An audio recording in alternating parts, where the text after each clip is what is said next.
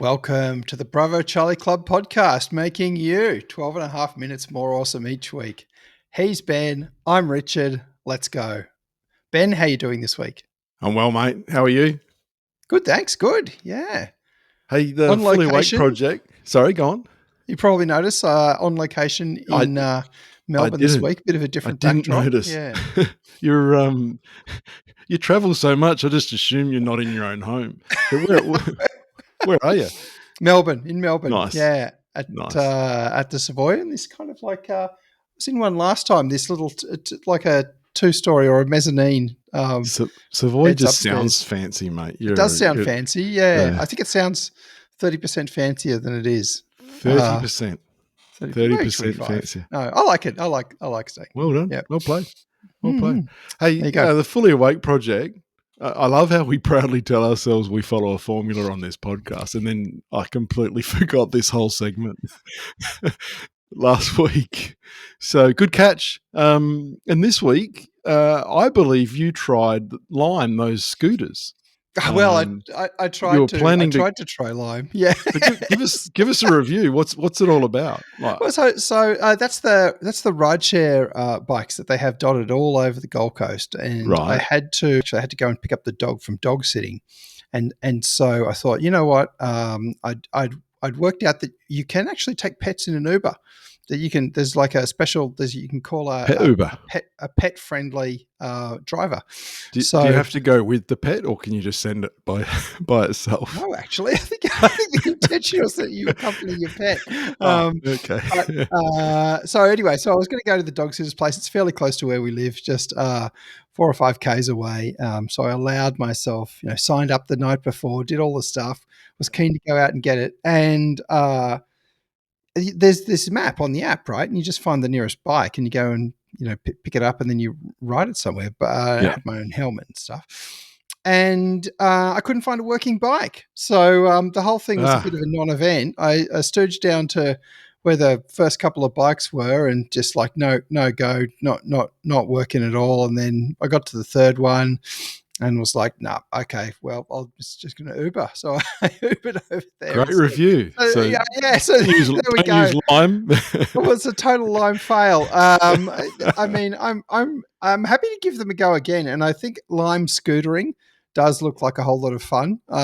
So I'm keen to Lime scooter. Yeah, but anyway, maybe it's just a bad initial experience. So I'm happy to guarantee to listeners that I will never give a Lime scooter review. After 12 knee surgeries, Lime scooters are off limits, I think. No Lime scootering for Ben. Well, I'll do the review. I'll do the BCC Lime scooter review. Good. Report back. Interesting form of travel, which brings us on to the travel tip of the week, mate. I wanted to touch on this one. Currency management. When you go overseas, you feel like you should take some notes, especially Southeast Asia, where our exchange rate is excellent. And you're always left over with the loose change, right? Or the smaller notes or the stuff that you don't spend, and you don't want to buy that plastic souvenir. I got this great system which I use. At the end of the trip, when I check out from the hotel, I just use whatever's in my wallet in that currency and just give it to the reception, ask them to apply it against my bill. You don't pay any credit card merchant fees. You don't pay foreign currency transaction fees, and then you just pay your balance how you normally would have checked out. So it works really, really neatly, and I thought I'd share that. Yeah. I like it. It's very practical. I use the Jason Bourne method. Yeah, so you got like $10 million worth of foreign currency in a Swiss bank. Yeah, in a safety deposit box in a bank.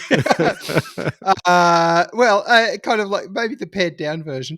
So I've got half a dozen Ziploc bags with the different currency for each country in them. And when I get back from visiting one of those countries, I put that into it. If I'm going to that country, I pick up that Ziploc bag and take it. They're also labeled with the country on them because I never know which country that the currency belongs to when you're just looking at it in a big pile. Yes. And it makes you feel like Jason Bourne because you have your passport in the same drawer as all these kind of like different Ziploc currencies. Like, there is something quite cool about that. It's not for me. I don't like holding cash that I don't need to, but I get it. That's at least you're not converting constantly back and forth to kill 20% of your money. Yeah, exactly. 10% each time. Yeah. On in and coming out. Yeah. I was doing some reading, and this is not research, just so you know. This is just some general reading. I've done some research for this podcast before, and I'll leave it at that. But 51% of people who have been on an international holiday have reported having a mishap. Have a listen to this. 28% have lost luggage, so they clearly don't listen to this podcast. 24% have lost something of value, and 17% have missed a flight. Have you ever missed a flight? I have, I guess technically yes, but I missed the flight by turning up to the wrong airport. So How do you turn up to a wrong airport? Well, I didn't realise I was in Peru. Yeah, well, I mean, no, I was doing a lot of flying at the time, and sometimes I'll fly to Brisbane instead of the Gold Coast because it's just easier to get a flight to the destination, and so you can jump on a train. The train goes straight to the airport. And then you fly out. But I turned up at Coolangatta Airport to take my Virgin flight out of Brisbane, I'm like, I can't check in. Why won't they let me check in? And apparently, Coolangatta is not in Brisbane after all. Yes, but the staff were wonderful, and they did switch me to the next outgoing flight. So worked out okay in the end, thankfully. But how about you, Ben? Ever missed a flight? I have, actually. My wife and I were living in London, and we were on a bus to Gatwick, and the traffic was just shocking. To the point where we watched our flight fly over our head while we were still sitting on the bus on the causeway. Like it was horrible. This was pre, sort of mobile phones being in everyone's pocket too. So we were meeting someone in Barcelona, and we had to ring the hostel who put a note on the notice board saying, Peter, and shout out to Peter Wong. I doubt he's listening, but Peter, Ben and Tanya missed their flight. They'll see you tomorrow. Put a note on the notice board, and we stayed overnight in the hotel and in the UK. Got the next flight out and saw him the next day, and he'd said, "Yeah, I saw the note, and so I just went off to a flamenco, and we should go back there tonight." And it was just crazy. Fantastic! Yeah, so it worked out, but not how it would be solved in modern day. I'm sure about that, but it was a good story. Hey, listener feedback. Now, I have to tell you, my opinion on snorkels has had a lot of scrutiny in the past, but that has paled in comparison to your description last week of how to reverse sear a steak. Yes. Every channel, the WhatsApp inner sanctum, the emails, everything's blowing up. I've even got text messages. A restaurateur AJ gave me this feedback. Nice. Yeah. He said, by searing first, Richard has failed to put the reverse in reverse searing. Well, I think that's fair. I think that's very fair. In hindsight, by searing first and kind of putting it into the oven second, I actually just rested the steak in the oven after searing it. So, fair call.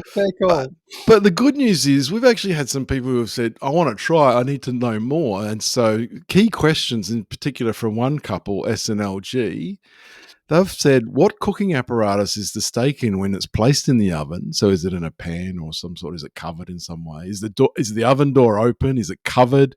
What is the placement in the oven? Is it the bottom, at the middle, at the top? No, they love the podcast, but you've left too many questions unanswered, and you need to have There is a lot of questions. There is a lot of questions. Look, I think I've got to do another reverse searing experiment. I think I've got to do part 2, and this time actually do the reverse searing in the correct order, i.e., reverse order. Should you just stick your knitting and just do a reverse searing of a pumpkin or something? Would that be? No, absolutely not.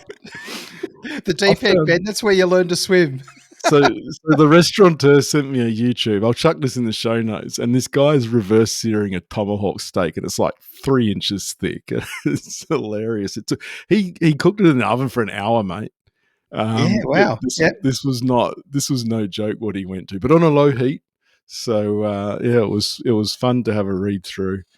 or listen actually of how he was solving that. So more to come. I tell you what, I'll be willing to be a participant in your next reverse searing project. I love a good steak. Done. So yeah, let's That make it sounds good. happen. Let's make it happen. We could do a live reverse searing podcast recording. What could go wrong? What could go wrong? So, look, for our listeners, though, please leave us a comment, send us a text, tell Richard he's rubbish at cooking if you want. That made my day because it was finally we weren't talking about snorkels. We alluded last week to the conundrum of the week, and this has happened recently. Apple have done an update. Yes. Yeah. Now, my phone is set to automatic updates. And yet sometimes someone will say, oh, have you done the latest Apple update? What do you think? And I'll go back and check my phone, and it says there's an update available. Now, where's the automatic bit?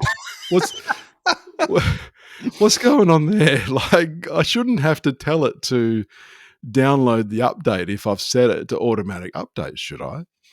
Yeah, so I think it does. I think it won't automatically update to the next release. So like if you're going from, I guess we're at 26 now, aren't we? So if you're going because we started at 18. We jumped 10. Was I asleep for 19, 20, 21, 22, no, 23, no, 24? They bought all of their operating systems across iPad, iPhone, OS X, laptop, everything into the same sort of release cycle, I guess. Right. So, so that's what they did there. I guess it's, I think 2026. Yeah, 2026 release. So there we go. So sort of like an annual cycle, I guess. And so I think you've got to push the button and agree to more terms and conditions whenever you update, say from 26 to 27. Always pushing buttons. But yeah, I think it's because there's like a billion devices or something out there. They spread the update load over a week or so, I think, for just Gotcha. not hammer all their servers at the same time with. So you're calling me impatient? So I should have just waited. And it would have been hard to know without more information. More information required. I would. Fair call.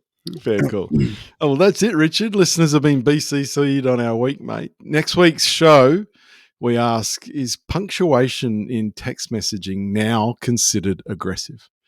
See you next week. Yeah. Bravo, Charlie Club. Out. And that's the pod.